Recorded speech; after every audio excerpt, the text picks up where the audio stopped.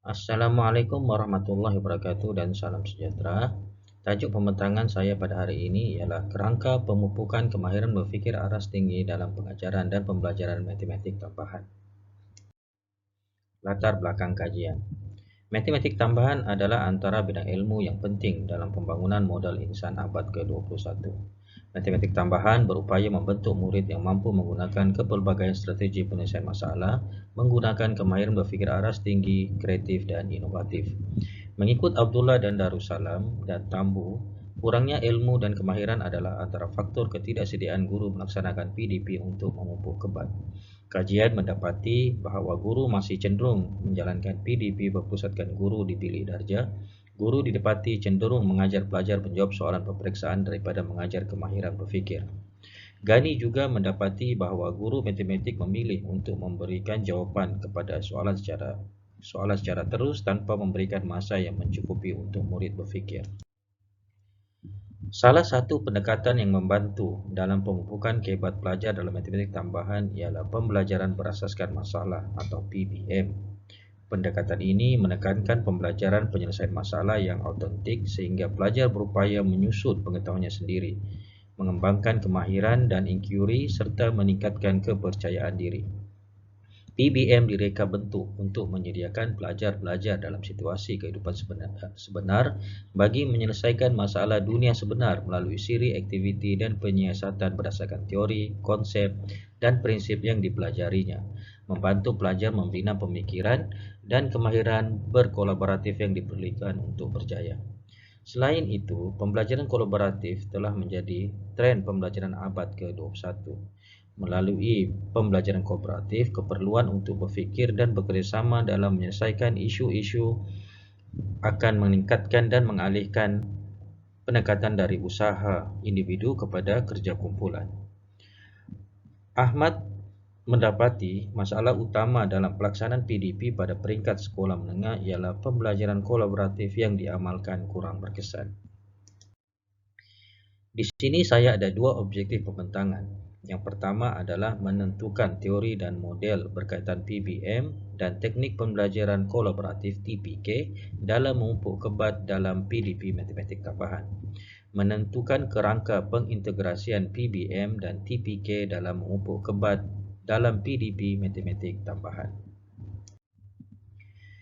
Teori dan model yang digunakan adalah teori konstruktivisme, di mana terdiri daripada konstruktivisme kognitif Piaget dan juga konstruktivisme sosial Vygotsky. Selain itu adalah menggunakan pembelajaran berasaskan masalah Smith yang diperkenalkan pada tahun 1983 yang mempunyai 7 langkah proses PBM. Akhir sekali adalah teknik pembelajaran kolaboratif kategori menyelesaikan masalah yang diperkenalkan oleh Elizabeth pada tahun 2015 untuk memupuk kemahiran berfikir aras tinggi di kalangan pelajar. Tinjuan literatur untuk teori konstruktivisme sosial.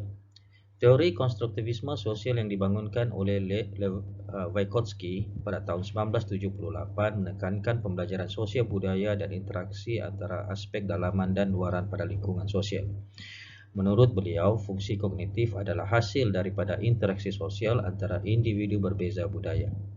4 prinsip dasar dalam mengaplikasikan teori Vygotsky menurut Wundt dan Amran iaitu kognitif berkembang melalui aktiviti sosial dan kolaboratif, seorang yang lebih dewasa menjadi pemandu dalam menyusun kurikulum dan pelajaran. Pembelajaran di sekolah harus dalam konteks yang bermakna, tidak boleh dipisahkan dari pengetahuan kanak-kanak yang dibangunkan dalam dunia nyata, dan dan seterusnya adalah pengalaman kanak-kanak di sekolah harus dihubungkan dengan pengalaman di luar sekolah. Seterusnya adalah teori konstruktivisme kognitif. Mengikut teori perkembangan kognitif Piaget, fungsi operasi formal membolehkan pelajar menggunakan penakulan hipotetikal deduktif dalam membangunkan hipotesis dan berfikir secara sistematik dalam rangka langkah strategik menyelesaikan suatu masalah.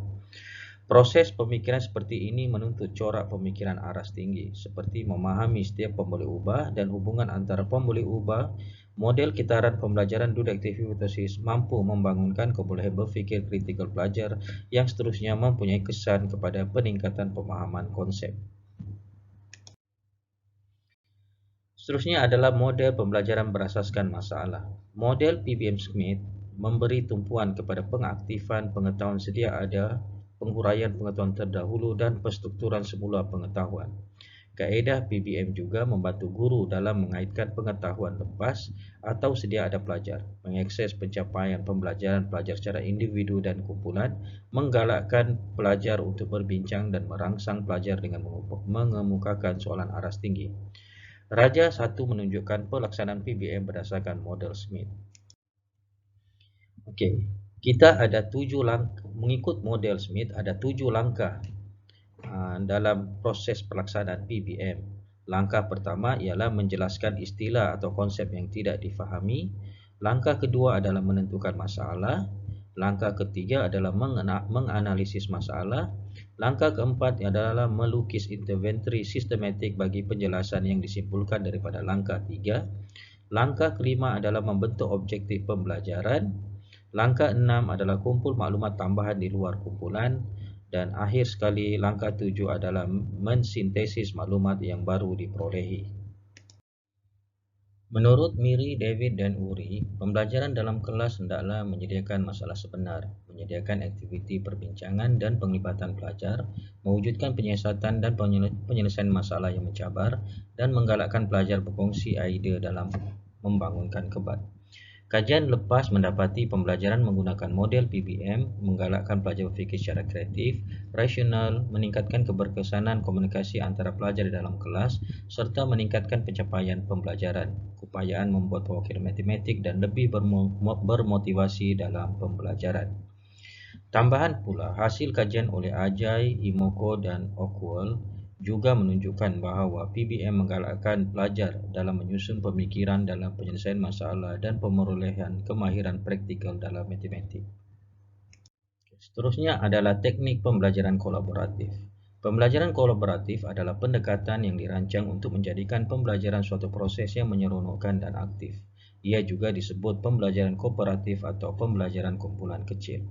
Elizabeth pada tahun 2015 mengemukakan teknik-teknik pembelajaran kolaboratif untuk membantu pelajar belajar dan berlatih menggunakan strategi penyelesaian masalah. Teknik-teknik ini menyediakan kerangka penyelesaian masalah yang umumnya merangkumi masalah yang berstruktur sehingga tidak terstruktur. Teknik kolaboratif seperti teknik structure problem solving, send a problem, dan think aloud pair problem solving membimbing pelajar mengenal pasti maklumat yang relevan dan menerapkannya dalam penyelesaian masalah.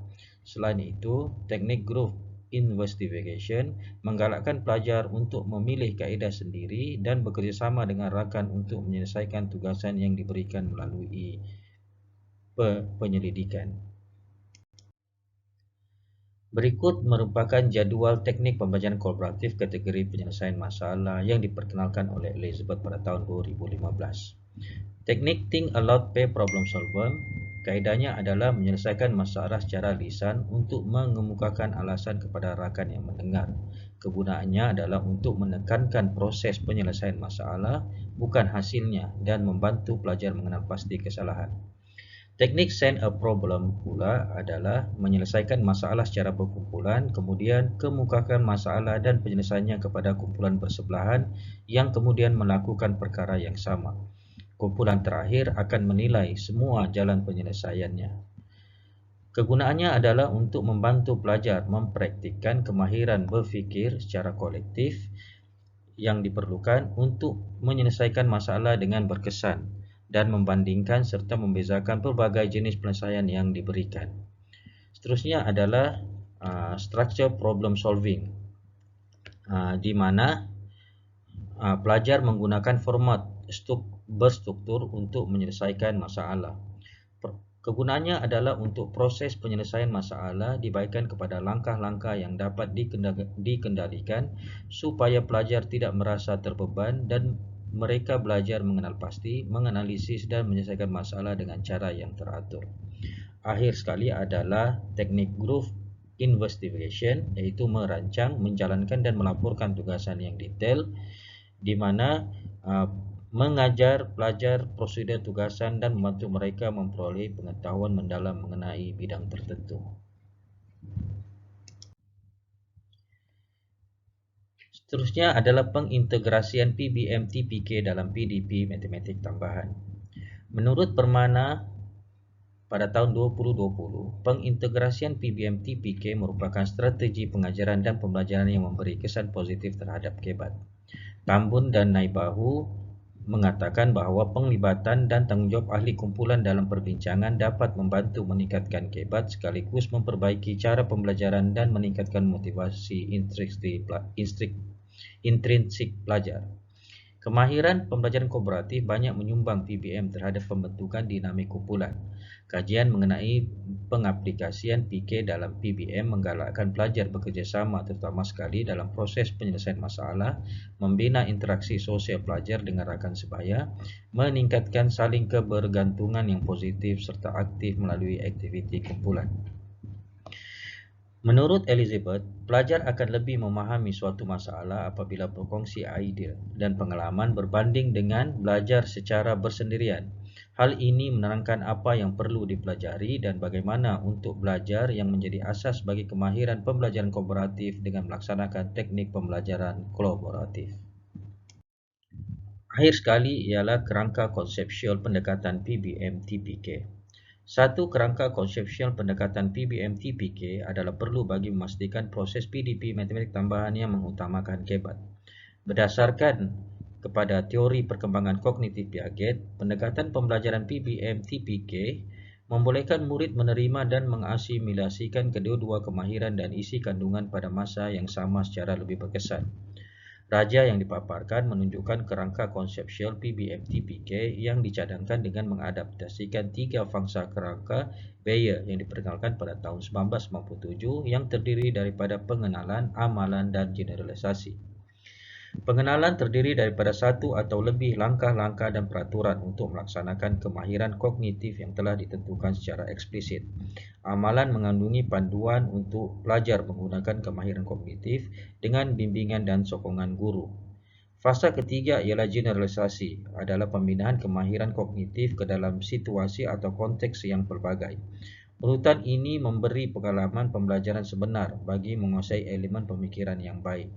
Penambahan komponen PBM dan PK ke dalam kerangka sedia ada Bayer memberi gambaran yang lebih jelas tentang pelaksanaan PDP matematik tambahan yang berasaskan pemikiran untuk meningkatkan kemahiran berfikir seperti yang ditunjukkan dalam Raja. Pendekatan yang dicadangkan dapat dilaksanakan dalam PDP matematik tambahan melalui integrasi teori pembelajaran dan model berkaitan untuk memastikan PDP matematik tambahan yang dijalankan memberi kesan positif terhadap perkembangan kognitif dan efektif murid.